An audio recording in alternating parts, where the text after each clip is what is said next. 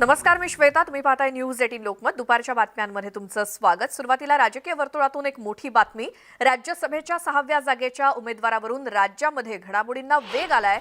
संभाजीराजे छत्रपती आणि मुख्यमंत्री उद्धव ठाकरे यांची फोनवरून चर्चा झाली. त्यामुळे पुन्हा एकदा संभाजीराजेंच्या नावाची जोरदार चर्चा सुरू झाली आहे. संभाजीराजेंच्याच नावावरती शिक्कामोर्तब होण्याची शक्यता आहे.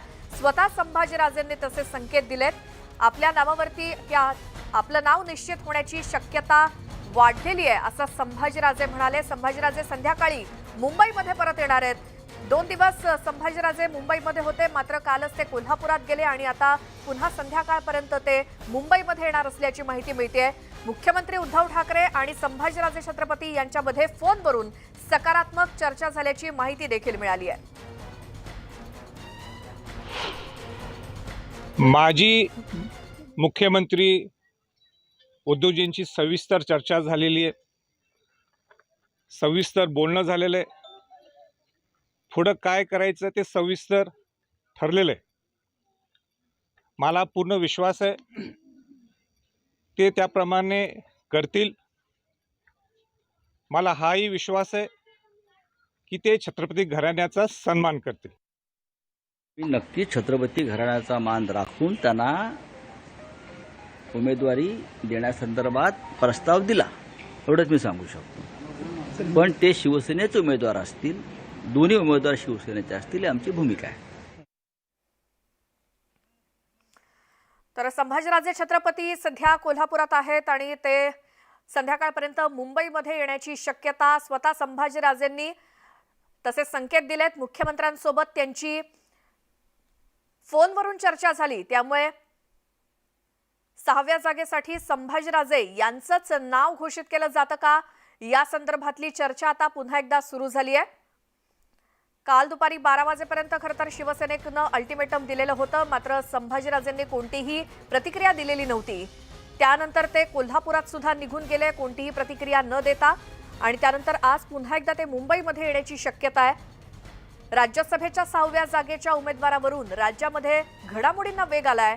संभाजीराजे छत्रपती आणि मुख्यमंत्री उद्धव ठाकरे यांची फोनवरून चर्चा झाली आणि पुन्हा एकदा राजेंच्या नावाची जोरदार चर्चा सुरू आहे. राजेंच्याच नावावरती शिक्कामोर्तब होण्याची शक्यता वाटते. स्वतः संभाजीराजेंनी तसे संकेत दिलेत आणि संभाजीराजेंचे नाव निश्चित होण्याची शक्यता आता वाढलेली आहे. संभाजीराजे छत्रपती स्वतः आता संध्याकाळपर्यंत मुंबईमध्ये सुद्धा येणार आहेत आणि त्यांनीच तशी माहिती दिली आहे. मुख्यमंत्र्यांसोबत सकारात्मक चर्चा झाल्याची माहिती मिळते. त्यामुळे सुवर्ण मध्य काढत आता संभाजीराजेंचंच नाव घोषित केलं जातं का, याकडे आता संपूर्ण महाराष्ट्राचं लक्ष लागलेलं आहे. राजकीय वर्तुळाचं देखील. राज्यसभेच्या 6व्या जागेसाठी आधी शिवसेनेकडून अट घालण्यात आलेली होती की आधी शिवबंधन हातावरती बांधा, शिवसेनेमध्ये पक्षप्रवेश करा आणि मगच त्यांच्या नावाची घोषणा होईल. मात्र आता काय नेमका सुवर्ण मध्य निघालाय, याच संदर्भात आपण बोलूयात. आमचे प्रतिनिधी उदय जाधव आपल्यासोबत आहेत. उदय, आतापर्यंतच्या काय काय घडामोडी आणि अपडेट्स? आपल्या सर्वांना कल्पना आहे की शिवसेना पक्षप्रमुख आणि मुख्यमंत्री उद्धव ठाकरे यांच्यासोबत आज सकाळी फोनवरनं युवराज संभाजीराजे छत्रपती यांची फोनवरनं चर्चा झाली. ही सकारात्मक चर्चा झाली. ही जशी बातमी प्रसिद्ध झाली त्यानंतर भाजपचे मराठा संघटनांचे जे पदाधिकारी आहेत त्यांनी एक दबाव जो आहे तो मोठ्या प्रमाणात वाढवलेला आहे संभाजीराजे छत्रपती यांच्यावरती. आणि थोड्याच वेळात संभाजीराजे छत्रपती हे पुण्यात दाखल होते. तिथे भाजपचे जे समर्थक मराठा संघटनांचे कार्यकर्ते असतील, पदाधिकारी असतील, हे राजेंची भेट घेणार आहेत आणि त्यांनी शिवसेनेमध्ये पक्षप्रवेश करू नये अशी विनंती जी आहे ते करणार आहे. त्यासाठी ते प्रचंड दबाव जो आहे तो राजेंवरती आता वाढवलेला आहे आणि हा दबाव वाढवल्याची माहिती शिवसेनेला देखील मिळालेली आहे. त्यामुळे शिवसेनेत देखील त्यांचा दुसरा पर्याय जो आहे तो आता पुढे आणलेला आहे. कोल्हापूरचे जिल्हा प्रमुख संजय पवार यांना मुंबईत जे आहे त्यांना बोलवणं धाडलेलं आहे आणि पुढच्या काही वेळातच ते मुंबईत दाखल होत आहेत आणि त्यानंतर ते मुख्यमंत्री उद्धव ठाकरे यांची भेट घेणार आहेत. त्यामुळे संजय पवार हे आता पुढे आलेले आहेत. एक राजकीय घडामोडी जी आहेत पडद्यामागे वेगवान घडताना आपल्याला पाहायला मिळते आहे. भाजपचा दबाव जो आहे तो जुगारून संभाजीराजे छत्रपती हे मुंबईत दाखल होतील आणि मुख्यमंत्री उद्धव ठाकरे यांना भेटणार का आणि शिवसेनेची अधिकृत उमेदवारी जी आहे राज्यसभेच्या 6व्या जागेसाठी हे ते मिळवणार का, हे आता पाहावं लागणार. एक अटीतटीचा सामना जो आहे तो आपल्याला इथे पाहायला मिळतो आहे. संजय पवार हे देखील जिल्हा प्रमुख आहेत, 30 वर्षांचे शिवसैनिक आहेत, कट्टर शिवसैनिक आहेत. महाराष्ट्र आणि कर्नाटक सीमावाद जो आहे त्यामध्ये ते अग्रेसर शिवसैनिक होते. त्या लढ्यामध्ये त्यांचा सक्रिय सहभाग होता, त्यामुळे त्यांचं नाव जे ते पुढे आलेलं आहे. एकूणच आपण पाहिलं तर कोल्हापूरसाठी एक आनंदाची बातमी आहे. कोल्हापूरमधून 3 खासदार जाणार आहेत, हे आता जवळपास निश्चित झालेलं आहे. एक तर युवराज संभाजीराजे छत्रपती हे शिवसेनेमध्ये येतील आणि राज्यसभेचे 6वे उमेदवार होतील, किंवा संजय पवार हे शिवसेनेत आहेतच ऑलरेडी आणि ते राज्यसभेसाठी उमेदवारी मिळवतील. म्हणजे कोल्हापूरसाठी आता 3रा खासदार जो आहे तो सज्ज झालेला आहे आणि 3ही खासदार हे शिवसेनेचे आहेत. हातकणंगले असेल, कोल्हापूरची जागा असेल लोकसभेची, त्यानंतर आता राज्यसभेसाठी देखील 3रा उमेदवार जो आहे तो कोल्हापूरचाच असणार आहे. त्यामुळे कोल्हापूर वासियांसाठी एक आनंदाची बातमी आहे. 3रा खासदार जो कोल्हापूरचा तो आता खासदार बनणार हे आता जवळपास निश्चित झालेलं आहे. फक्त ते कोण असेल या संध्याकाळपर्यंत फायनल होणार आहे. एकतर युवराज संभाजीराजे बनतील किंवा संजय पवार बनतील, हे आता जवळपास निश्चित झालेलं आहे. बरोबर. उदय, कालपर्यंत आपण ज्या वेळेला मराठा संघटनांच्या कार्यकर्त्यांच्या पदाधिकाऱ्यांच्या प्रतिक्रिया जाणून घेत होतो संपूर्ण राज्यभरातल्या, त्यावेळी त्यांचं मत होतं की राजे जर अपक्ष लढणार आहेत तर त्यांनी तसंच करायला हवं, किंवा कोणत्याही पक्षामध्ये न जाता अपक्ष स्वतःच्या हिमतीवरती ही निवडणूक लढवायला हवी. हे सगळं बोलत असताना आता वेगळ्या सगळ्या घडामोडी घडायला लागलेल्या आहेत. त्यामुळे त्या मराठा संघटनांच्या पदाधिकाऱ्यांच्या कार्यकर्त्यांच्या आता काय भूमिका आहेत? अगदी बरोबर आहे, कारण जशी स्वतः युवराज संभाजीराजे छत्रपती यांनी सकाळी प्रसारमाध्यमांना कोल्हापूरमध्ये बाईट दिला, प्रतिक्रिया दिली की माझं आज सकाळीच मुख्यमंत्री उद्धव ठाकरे यांच्याशी फोनवरून चर्चा झाली, सविस्तर चर्चा झाली आणि त्यातून काहीतरी सुवर्णमध्य साधला जाईल. छत्रपती घराण्याचा मान हे शिवसेना ठेवेल असं देखील त्यांनी स्पष्ट संकेत दिलेले. त्यामधून एक सकारात्मक वातावरण निर्माण झालं होतं. या वरिष्ठ सूत्रांकडून देखील अशी माहिती मिळत होती की हे पॉझिटिव्ह झालेलं आहे. संध्याकाळपर्यंत कोल्हापूरवरून युवराज संभाजीराजे मुंबईत दाखल होतील आणि अधिकृत घोषणा त्यांच्या नावाची होण्याची शक्यता वाढली होती. मात्र जशी प्रतिक्रिया सर्वांना समजली त्यानंतर मराठा संघटनांमध्ये जे भाजप समर्थक कार्यकर्ते पदाधिकारी त्यांनी त्यांचा दबाव जो आहे तो युवराज संभाजीराजे यांच्यावरती प्रचंड वाढवलेला आहे. कोल्हापूर ते पुणे या प्रवासामध्ये या संदर्भात त्यांची सातत्यानं फोनवरून चर्चा देखील होते आहे. त्यामुळे या दबावाला आता स्वतः राजे कसे उत्तर देतात हे पाहावं लागेल. पुढच्या काही वेळातच राजे पुण्यामध्ये दाखल होते. पुण्यामध्ये ते या भाजप समर्थक कार्यकर्ते पदाधिकाऱ्यांना भेटणार आहेत. त्यांना उदय, धन्यवाद या सगळ्या माहितीसाठी. थेट जाऊयात, देवेंद्र फडणवीस बोलतायत तिथे. पाहिजे, त्याला पाणी मिळाली पाहिजे, त्याला इलेक्ट्रिसिटी मिळाली पाहिजे, त्याला शिक्षण मिळालं पाहिजे, त्याला आरोग्य मिळालं पाहिजे. प्रत्येक मूलभूत गरज पूर्ण करण्याचं काम हे मोदीजींच्या माध्यमातून या ठिकाणी झालं. आणि हे सगळं होत असताना भारताला देखील ज्या प्रकारे त्यांनी शक्तिशाली केलं.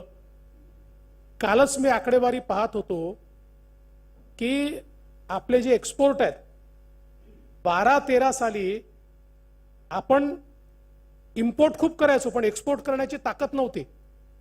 $4 बिलियन एक्सपोर्ट आपण करत होतो. या वर्षी ते तेव्हाच्या 4 बिलियन वरनं या वर्षीचा आपला एक्सपोर्ट आहे $83 बिलियन. म्हणजे ही किती मोठी जंप आहे. आणि एक्सपोर्ट होतं म्हणजे निर्मिती होते, निर्मिती होते म्हणजे रोजगार तयार होतो, रोजगार तयार होतो म्हणजे सामान्य माणसाच्या हाताला काम मिळतं. त्यामुळे हे काही हवेत झालेले एक्सपोर्ट नाही आहे. या देशामध्ये एक इकोसिस्टीम तयार झाली, ज्या इकोसिस्टीमने सामान्य माणसाच्या हातालाही काम दिलं आणि देशामध्येही समृद्धी आणली. आज आपण पाहू शकतो जगाच्या पाठीवर कोरोना नंतर आणि विशेषतः रशिया युक्रेन वॉर सुरू झाल्यानंतर आज मोठा क्रायसिस तयार झालाय. प्रचंड मोठा क्रायसिस असा आहे की मोठ्या प्रमाणात जगभरामध्ये सगळ्या वस्तूंचे भाव वाढत आहेत. युरोप सारखे देश ज्यांच्याकडे भाववाढ हा कधी विषयच माहित नव्हता, अमेरिकेसारखा देश ज्यांना भाववाढ हा विषयच माहित नव्हता, आज त्या देशातही चर्चा कुठल्या गोष्टीची असेल तर ती भाववाढीची आहे. पण त्याच वेळी या संदर्भात ठोस उपाययोजना करणारा कुठला देश असेल तर तो भारत देश आहे. आज आपण पाहू शकतो एकीकडे ज्यावेळी भारतामध्ये आपल्या लक्षात आलं की आता या वॉरमुळे अनेक युरोपचे देश हे आता अखाती देशाकडनं पेट्रोल डिझेल घेतील म्हणजे ऑइल घेतील आणि त्याच्या किमती आसमानाला भिडायला लागल्या. तात्काळ आपण सांगितलं, रशियाने आपल्याला ऑफर दिली की आम्ही तुम्हाला स्वस्तात ऑइल द्यायला तयार आहोत. आपण सांगितलं आम्ही हे ऑइल घेणार आहोत. अनेक देशांनी आमच्यावर दबाव आणला की ऑइल तुम्ही कसं घेता, विशेषतः अमेरिकेने दबाव आणला. त्यावेळी आपल्या परराष्ट्र मंत्र्यांनी जे उत्तर दिलं त्यांनी सांगितलं अरे तुमचे युरोपचे देश मिळून एका दिवसात जेवढं ऑइल वापरतात, पेट्रोल डिझेल वापरतात, तेवढं आम्हाला वर्षभराकरता पुरतं. तुम्ही जर तिथनं घेऊ शकता तर आम्ही का घेऊ शकत नाही? आमच्या देशाचा इंटरेस्ट महत्वाचा आहे. आम्ही का महागडं ऑइल त्या ठिकाणी घ्यायचं आणि आमच्या लोकांवर त्या ठिकाणी महागाई लादायची? त्यामुळे आम्ही ते ऑइल घेणार आणि अमेरिकेच्या आणि युरोपियन देशाच्या नाकावर टिचून भारताने स्वस्त ऑइल हे त्या ठिकाणून मिळवण्याचं काम केलं. अन्यथा आज आपण पेट्रोल डिझेलचे भाव वाढले म्हणून बोलतो, पण काय अवस्था झाली असती हे सांगता येत नाही. पण त्याच वेळी आंतरराष्ट्रीय बाजारपेठेमध्ये भाव वाढल्यानंतर देशामध्ये मोदीजींचं सरकार असं आहे की ज्यांनी 2 वेळा पेट्रोल डिझेलचे भाव कमी केले. आणि पेट्रोल डिझेलचे भाव कमी करताना केवळ एक्साईज कमी केला असं नाही, कारण एक्साईज जर कमी केला, एक्साईजचे जे पैसे मिळतात त्यातले 51% हे केंद्र सरकारला मिळतात, 49% हे राज्याला आपण पाठवतो. केंद्र जमा करते आणि राज्याला पाठवतो.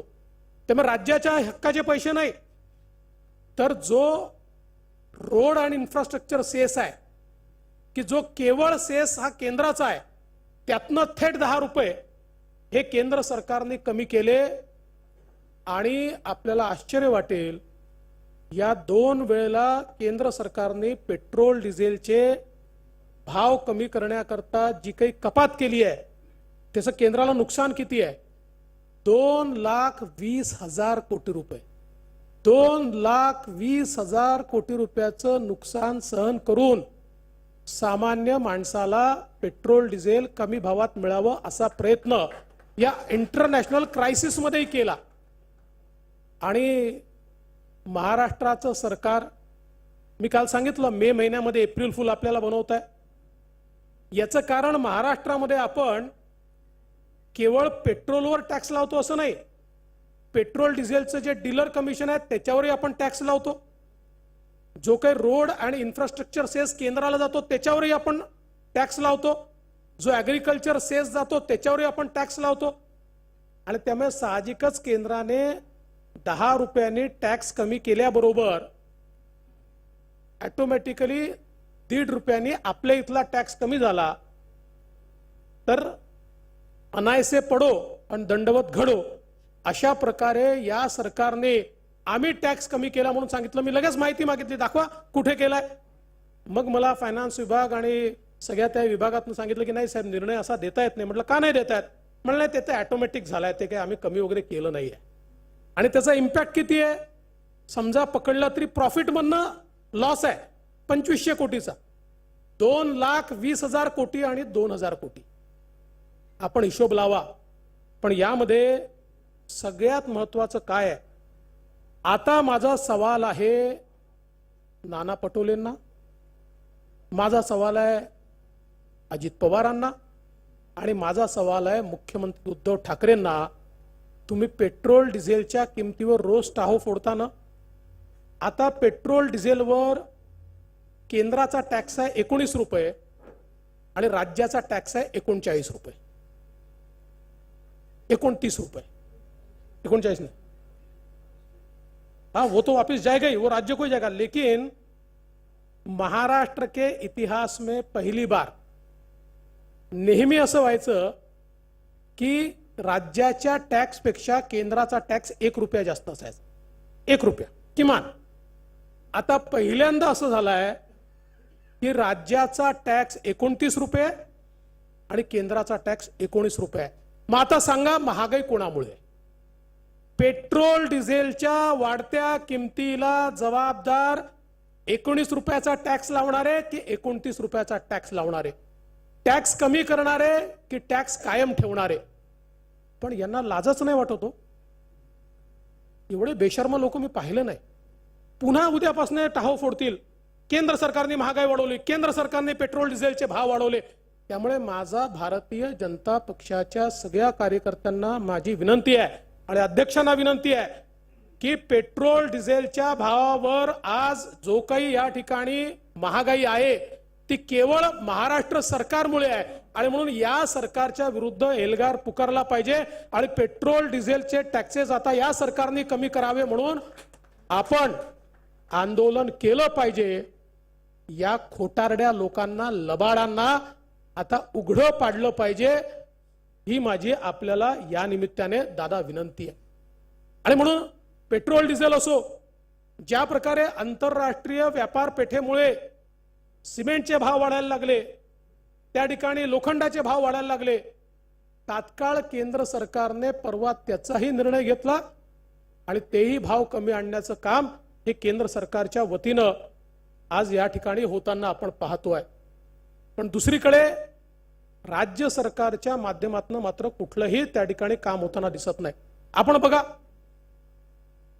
जवळजवळ गव्हाच्या एक्सपोर्ट मधला 25% एक्सपोर्ट हा युक्रेनचा आहे आणि युद्धामुळे आंतरराष्ट्रीय बाजारपेठेत गव्हाची कमतरता होणार आणि मग सगळ्या देशातल्या गव्हाचे भाव वाढवून ते थेट मोठ्या देशांमध्ये जाणार, हे लक्षात आल्याबरोबर भारताने तात्काळ गव्हाच्या एक्सपोर्टला त्या ठिकाणी स्थगिती दिली आणि आमच्या देशातला गहू आमच्या देशातल्या सामान्य माणसाकरता राखून ठेवला पाहिजे. तो अमेरिकेकरता, युरोप करता त्या ठिकाणी चढ्या भावानं जाऊ देता कामा नये आणि त्याच वेळी आमच्याही देशामध्ये वाढीव हमी भावात गव्हाची खरेदी, म्हणजे शेतकऱ्यांचंही नुकसान नाही आणि सामान्य माणसाचंही नुकसान नाही, अशा प्रकारे योग्य वेळी निर्णय घेणारं सरकार कुठलं असेल तर ते देशाचं मोदीजींचं सरकार आहे. आज आपण पाहू शकतो महाराष्ट्रामध्ये कांद्याचा प्रश्न निर्माण झालाय. आपल्या काळात कांद्याचा प्रश्न निर्माण झाला, तात्काळ आपण अनुदान दिलं. आज शेतकरी म्हणतो कांदा फेकून देणं परवडेल, पण त्या ठिकाणी आज विक्री करता गेलं तर भाव मिळत नाहीये. मग आता हे सरकार जे रोज केंद्राच्या नावानं ओरडतं, आता या सरकारची जबाबदारी नाहीये की या कांद्याच्या शेतकऱ्याला त्यांनी अनुदान दिलं पाहिजे, त्याला मदत केली पाहिजे. आज ऊसाचा प्रश्न निर्माण झालाय. केंद्र सरकारने FRPच्या संदर्भात इतके चांगले निर्णय घेतले. केंद्र सरकारने या ठिकाणी जी काही मिनिमम सपोर्ट प्राइस साखरेची आहे त्या संदर्भात अतिशय चांगले निर्णय घेतले. इथेनॉलच्या संदर्भातले निर्णय घेतले. पण या ठिकाणी अतिरिक्त ऊसाच्या संदर्भात राज्य सरकारची जबाबदारी असताना कुठलीच जबाबदारी पार पाडायची नाही. आणि म्हणून मी याकरता सांगतोय की मोदी सरकार आणि महाराष्ट्र सरकार यातला फरक आपल्याला लक्षात आला पाहिजे की एक विजन असलेले पंतप्रधान या देशाला लाभले तर या ठिकाणी नेमकं काय होऊ शकतं आणि ते आपण बघितलंय. आणि म्हणून या 8 वर्षाच्या कार्यकाळाच्या संदर्भात खरं म्हणजे मोदीजींनी आपल्याला नेहमी एकच गोष्ट सांगितली आहे की नो सेलिब्रेशन, ओनली कम्युनिकेशन. हे जे काही आपण 1 ते 15 तारीख करतोय, there is no celebration, there is only communication. आणि हे कम्युनिकेशन का? याचं कारण असं आहे की आजपर्यंतच्या सरकारमधल्या योजनांचं फेलियर काय होतं. दिल्लीला योजना बनायची, गल्लीतल्या माणसाला माहिती नसायची. There was no delivery system, there was no communication system. ही जी काही सामान्य माणसापर्यंत पोचणं आणि त्याला अवेअरनेस असणं, या दोन्ही गोष्टी नव्हत्या. मोदीजींनी डिलिव्हरी सिस्टीम इतकी चोख तयार केली, सगळी ऑनलाईन तयार केली, डायरेक्ट बेनिफिटची तयार केली, त्यामुळे आता त्याच्यामध्ये गडबडच उरली नाही. मग आता गडबड कशात आहे? तर गडबड ही आहे की जर सामान्य माणसाला माहितीच नसेल की माझ्याकरता योजना काय, तर त्या योजनेचा तो लाभ कसा घेईल. आणि म्हणून भारतीय जनता पार्टी हे एक असं सैन्य आहे की ज्या सैन्याला सरकार आणि सामान्य माणसामध्ये सेतूचं काम करायचं आहे. आणि म्हणून सामान्य माणसाकरता ज्या काही योजना तयार झाल्या आहेत त्या योजना त्याच्यापर्यंत पोहोचवण्याकरता कम्युनिकेशनचा हा भाग आहे. आम्ही लाभार्थी संमेलन जेव्हा घेतो त्यावेळी लाभार्थी संमेलन ही काही तुम्हाला आम्ही काय दिलं हे जतवून देण्याकरता नसतं.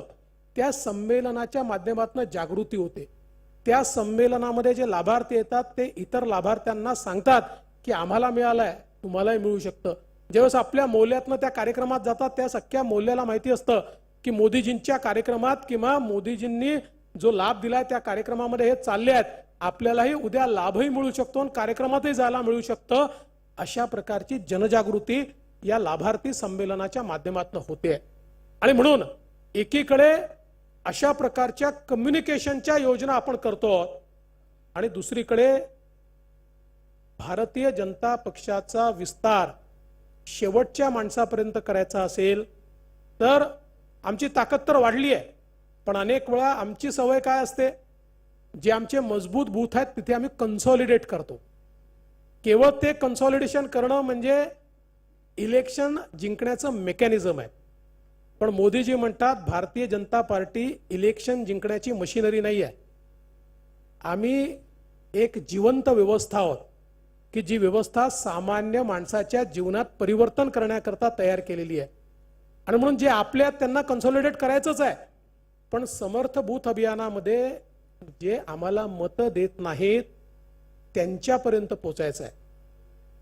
ज्यांच्याकडे अजूनही आमच्याबद्दल काही संभ्रम असेल त्या लोकांपर्यंत पोहोचून त्यांचं मनपरिवर्तन मतपरिवर्तन करायचं आहे आणि त्यांना देखील आपल्या पक्षाच्या मुख्य धारेत सामील करून घ्यायचं आहे.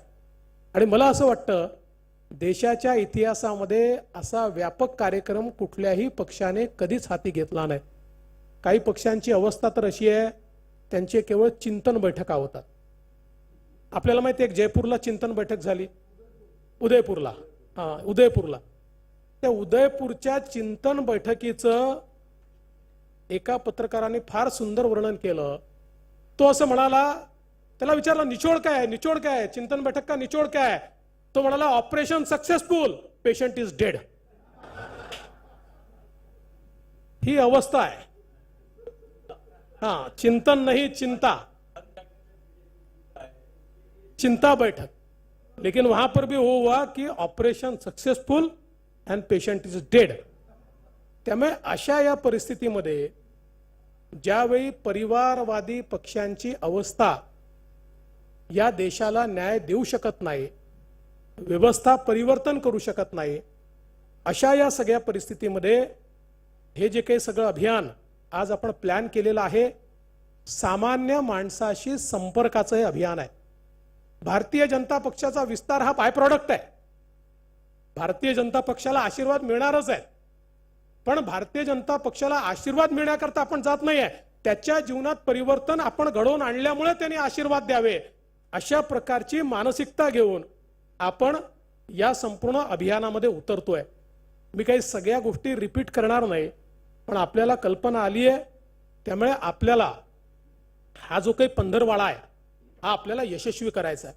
उद्या राष्ट्रीय अध्यक्षांच्या बैठकीनंतर साधारणपणे सगळे प्लॅन आपले सुरू होतील आणि निश्चितपणे मला विश्वास आहे की आपण हा सगळा पंधरवाडा या ठिकाणी कुठल्याही परिस्थितीमध्ये यशस्वी करू.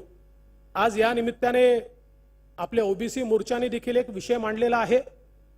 सातत्याने आपला संघर्ष चाललेला आहे.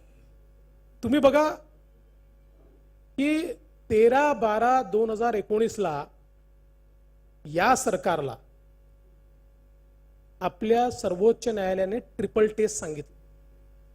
13/12/2019 ते 4/3/2021 टाइमपास केला. टाइमपास काहीच केलं नाही. 8 वेळा तारखा घेतल्या आणि त्यामुळे रागाने सर्वोच्च न्यायालयाने आपल्या निर्णयात लिहून ठेवलाय की सरकारला काही करायचंच नाही आहे, त्यामुळे आता आम्ही तारीख देऊन काय करायची, आणि त्यांनी ओबीसी आरक्षण स्थगित केलं. त्यानंतरही आज तागायत हे इम्पेरिकल डेटा तयार करू शकले नाही. महाराष्ट्राच्या निर्णयाचा पहिला फटका बसला तो मध्य प्रदेशला, आणि मध्य प्रदेशला फटका बसल्याबरोबर मी स्वतः मध्य प्रदेशचे मुख्यमंत्री यांच्याशी बोललो, प्रदेश अध्यक्षांशी बोललो, संघटन मंत्र्यांशी बोललो. त्यांना एक नोट तयार करून दिली की सुप्रीम कोर्टाचं म्हणणं काय आहे, सुप्रीम कोर्टाने ट्रिपल टेस्ट सांगितली आहे ती कशी कंडक्ट करता येईल, डेडिकेटेड कमिशन तयार करून आपण कशा प्रकारे डेटा जमा करू शकतो, कशा प्रकारे 3-3.5 महिन्यात हे सगळं काम होऊ शकतं, अशा सगळ्या गोष्टी मी त्यांना दिल्या. त्याचवेळी मुख्यमंत्र्यांच्या बैठकीत महाराष्ट्रामध्ये तेच मुख्यमंत्र्यांना सांगितलं. पहिल्यांदा 2021 साली सांगितलं, त्याच्यानंतर 2021च्या दुसऱ्या मीटिंगला सांगितलं, 2022 साली सांगितलं. महाराष्ट्रामध्ये त्याचं इम्प्लिमेंटेशन काही होऊ शकलं नाही. कमिशन तयार केलं. काल परवा कमिशनने पुन्हा सांगितलं, कमिशनचे मेंबर म्हणतात की आम्हाला पैसेच दिले नाही, स्टाफ दिला नाही, मॅन्डेट दिला नाही आणि केवळ सांगितलं की आता रिपोर्ट तयार करा. आणि ज्यावेळेस सर्वोच्च न्यायालयामध्ये एक रिपोर्ट यांनी सादर केला, त्या रिपोर्टमध्ये नेमका डेटा कुठून आला ते सांगू शकले नाहीत. सर्वोच्च न्यायालयाला रिपोर्ट देतात, रिपोर्टवर सही नाही, रिपोर्टवर तारीख नाही. आणि लॉजिक काय, त्यांना विचारलं की असा कसा रिपोर्ट तयार झाला, म्हणले नाही आम्ही मुख्यमंत्र्यांच्या समोर सादर केला. अरे, सर्वोच्च न्यायालय म्हणाले मुख्यमंत्र्यांना सादर केल्याने काय रिपोर्ट व्हॅलिडेट होतो? असा कसा रिपोर्ट तुम्ही दिला? त्यांनी तो नाकारून टाकला. आणि त्यानंतर दुसरं कमिशन तयार केलं, अद्यापही रिपोर्ट नाही. मला आनंद वाटतो, मी परवा ज्यावेळेस माननीय शिवराज सिंह चौहान साहेबांचं अभिनंदन केलं त्यावेळेस ते म्हणाले की देवेंद्र जी आपसे बात होने के बाद एक दिन भी मैं रुका नहीं. तात्काळ मी या ठिकाणी कमिशन तयार केलं, गावोगावी जाऊन आम्ही तात्काळ एम्पिरिकल डेटा तयार केला, सगळा रिपोर्ट कन्सॉलिडेट केला. आम्ही कोर्टामध्ये गेलो, ते कोर्टात गेले. कोर्टाने पहिल्यांदा त्यांचा रिपोर्ट परत केला. कोर्टाने त्यांना सांगितलं की आम्ही तुम्हाला सांगितलं होतं की तुम्ही प्रत्येक स्थानिक स्वराज्य संस्था 6 रिपोर्ट द्या, तुम्ही कन्सॉलिडेटेड रिपोर्टचा कॉपी आम्हाला दिलेली आहे. त्यांनी सांगितलं आम्हाला वेळ द्या, कारण त्यांच्याजवळ सगळा तयारच होता. 8 दिवसामध्ये त्या रिपोर्टचे त्यांनी तुकडे केले. प्रत्येक स्थानिक मतदारसंघ 6 त्यांनी तो रिपोर्ट बायफरकेट केला आणि बायफरकेटेड रिपोर्ट हा सर्वोच्च न्यायालयाला सादर केला आणि तात्काळ सर्वोच्च न्यायालयाने त्यांना मान्यता दिली. आता आमच्या इथले काही बोलघेवळे म्हणतात मध्य प्रदेशला कशी मिळाले? अरे, सर्वोच्च न्यायालयाने दिली, मोदींनी नाही दिली. वेड्यांनो, कधीतरी समजून घ्या न्यायालयातला फरक. तुम्ही रिपोर्ट तयार नाही करू शकलात म्हणून तुम्हाला मिळाली नाही. तुम्हाला 1 वर्ष आधी मिळू शकली असते. 1 वर्ष आधी. मी जे सातत्याने म्हणतोय की हे जे आरक्षण गेलं या सरकारचं पाप आहे, पाप आहे, पाप आहे. याचं कारण हे आहे की 1 वर्ष आधी ही सगळी परिस्थिती महाराष्ट्र करू शकला असता जी मध्य प्रदेशने केली, पण यांच्या मनात पाप होतं.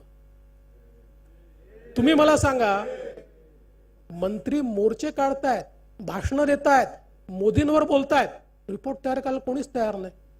कोणी रिपोर्टकडे पाहायलाच तयार नाही, कोणाला रिपोर्टमध्ये इंटरेस्टच नाही. म्हणजे मी तर परवा असं म्हटलं की दाऊदशी संबंध असल्यामुळे जेलमध्ये असलेल्या नवाब मलिकांना मंत्रिपदावर ठेवण्याकरता तुम्ही जेवढी खटपट केली त्याच्या 50% खटपट रिपोर्ट तयार करायला केली असती तर ओबीसीचं आरक्षण शिल्लक राहिलं असतं, ते गेलं नसतं. ओबीसी आरक्षणाचे हत्यारे हे सरकार आहे, हे सरकार. आणि मला तर कधी कधी आश्चर्य वाटतं, आमचे नौटंकीबाज मित्र नाना पटोले म्हणतात की फडणवीसांच्या काळातच. अरे, फडणवीसाच्या काळामध्ये 50%च्या वरचंही आरक्षण आम्ही साबूत ठेवलं होतं आणि त्यात आम्ही इलेक्शन घेण्याची परवानगी मिळवली. आरक्षणाच्या संदर्भात आरक्षण स्टँड डाऊन करण्याचा पहिला निर्णय झाला 3/4/2021, म्हणजे तुमचं सरकार आल्याच्या 15 महिन्यानंतर. 15 महिने झोपा काढत होतात तुम्ही, म्हणून त्या ठिकाणी ते आरक्षण गेलं. आणि त्यामुळे हे जेवढे पोपट आहेत यांना थेट उत्तर दिलं पाहिजे. अपराध बोलायचं कारणच नाही आहे. भारतीय जनता पक्षाचा डीएनएच ओबीसी आहे. ओबीसी हा भारतीय जनता पक्षाचा श्वास आहे आणि भारतीय जनता पक्षाचं शरीर समस्त समाज आहे. समाजातला एक एक घटक आमचा आहे, पण त्याच वेळी हा जो ओबीसी आहे हा आमचा श्वास आहे. आणि त्यामुळे खऱ्या अर्थानं या ओबीसीवर अन्याय होत असताना हे सरकार, आणि आता तर हे स्पष्ट आहे आणि माझा आरोपच आहे की हे इतकं सरकार ढिसाळ काम नाही करू शकत. सुधीर भाऊ, आपण सरकारमध्ये होतो, कोणाचं तरी डिझाईन आहे, कुठलं तरी डिझाईन आहे, कुठलं तरी षडयंत्र आहे, सापळा आहे. सापळा आहे का भोपळा आहे माहित नाही, पण कोणाचं तरी हे षडयंत्रच दिसतंय. आणि त्यामुळे मगाशी एक प्रश्न तुम्ही विचारला संदीप, आता या सरकारने मध्य प्रदेश प्रमाणे व्यवस्था पूर्ण केली तरीही सर्वोच्च न्यायालयाने यांना सांगितलंय की आता प्रोसेस कंप्लीट करा. 30 तारखेला एकदा ड्रॉ निघाले की त्यानंतर आरक्षण लागू झालं तरी पुढच्या निवडणुकीला 5 वर्षानंतर, आताच्या निवडणुकीला नाही. अनलेस सुप्रीम कोर्ट पुन्हा रिव्हर्स जाऊन सुप्रीम कोर्ट सगळी प्रोसेस रद्द करून पुन्हा नव्याने प्रोसेस सुरू करायची परवानगी देईल तरच हे शक्य आहे. त्यामुळे महाराष्ट्रातल्या ओबीसी आरक्षणाचा मुर्दा यांनी पाडलाय आणि म्हणून आपल्याला याच्या विरुद्ध एल्गार करावाच लागेल. जोपर्यंत आम्ही ओबीसी आरक्षण पुन्हा मिळत नाही तोपर्यंत शांत बसलो तरी कधीच मिळणार नाही. या षडयंत्रकार्यांनी जाणीवपूर्वक ओबीसीचं आरक्षण घालवलंय, ते कधीच ओबीसीला आरक्षण मिळू देणार नाहीत आणि म्हणून आपण हा लढा सुरूच ठेवला पाहिजे. ओबीसी मोर्चा तर करतोच आहे, पण केवळ ओबीसी मोर्चाने करून चालणार नाही. भारतीय जनता पक्षाच्या प्रत्येक आघाडीत ओबीसी आहेत. आपण काही जातीचा विचार करत नाही, आपण समस्त हिंदू आहोत आणि आपण सगळे लोक राष्ट्रवादी लोक आहोत. म्हणजे आपल्या हिंदुत्वाच्या संकल्पनेमध्ये सगळ्यांना जागा आहे. एखाद्याची पूजा पद्धती काय, धर्म काय आहे याच्या आधारावर आपण त्याचं हिंदुत्व ठरवत नाही. आपल्या हिंदुत्वाच्या संकल्पनेमध्ये राष्ट्रवादी प्रत्येक व्यक्तीला जागा आहे, त्यामुळे आपण सगळे हिंदू आहोत. परंतु याच वेळी आपल्या पक्षाच्या प्रत्येक आघाडीत ओबीसी समाजाचे लोक आहेत. या सगळ्या लोकांनी एकत्रित येण्याची आवश्यकता आहे आणि जे ओबीसी नाहीत त्यांनीही समर्थनार्थ उतरलंच पाहिजे आणि हा न्याय मिळवून घेतला पाहिजे. या दृष्टीनं येत्या काळामध्ये आपण संघर्ष पेटवूया. मी पुन्हा एकदा माननीय मोदीजींच्या नेतृत्वामध्ये 8 वर्षामध्ये देश बदलण्याचं जे कार्य झालंय आणि एक गोष्ट शेवटची मला सांगितलीच पाहिजे, राहत नाही, उशिरी खूप झालाय, पण आज सगळ्यात महत्वाचं काही असेल तर भारत जो कालपर्यंत थर्ड वर्ल्ड कंट्री म्हणून रिंगणाच्या बाहेर बसून टाळ्या वाजवत होता, आता तो प्लेयर आहे. जगाच्या पाठीवर 3 देश बसो का 4 देश, भारताशिवाय होत नाही. आणि रशिया आणि युक्रेनलाही म्हणावं लागतं की आम्हाचं युद्ध संपवायचं असेल तर मोदीजींनी मध्यस्थता केली तर कदाचित ते संपू शकेल. ही जी काही एक जागतिक अवस्था आज भारताला मोदीजींनी प्राप्त करून दिली आहे, असं एक ऋषितुल्य नेतृत्व भारतीय जनता पक्षाला मिळालेलं आहे. त्यांचं अभिनंदन करूया आणि पुन्हा एकदा कम्युनिकेशन करूया. एवढंच या ठिकाणी बोलतो आणि माझं बोलणं संपवतो. जय हिंद, जय महाराष्ट्र. बैठक संपली आहे. आपापल्या ठिकाणी जेवण करून घ्या. प्रदेश कार्य समितीच्या बैठकीमध्ये राज्याचे विरोधी पक्षनेते देवेंद्र फडणवीस बोलत होते आणि त्यांनी पुन्हा एकदा राज्य सरकारवरती, महाविकास आघाडी सरकारवरती घणाघात केला. यासोबतच वेळ झाली आहे या बुलेटिनमध्ये आता इथेच थांबण्याची. यानंतरच्या बुलेटिनमध्ये तुम्ही पाहणार आहात आंतरराष्ट्रीय घडामोडी. आमचे विशेष बुलेटिन जगाच्या पाठीवर मध्ये माझी सहकारी रेणुका सोबत.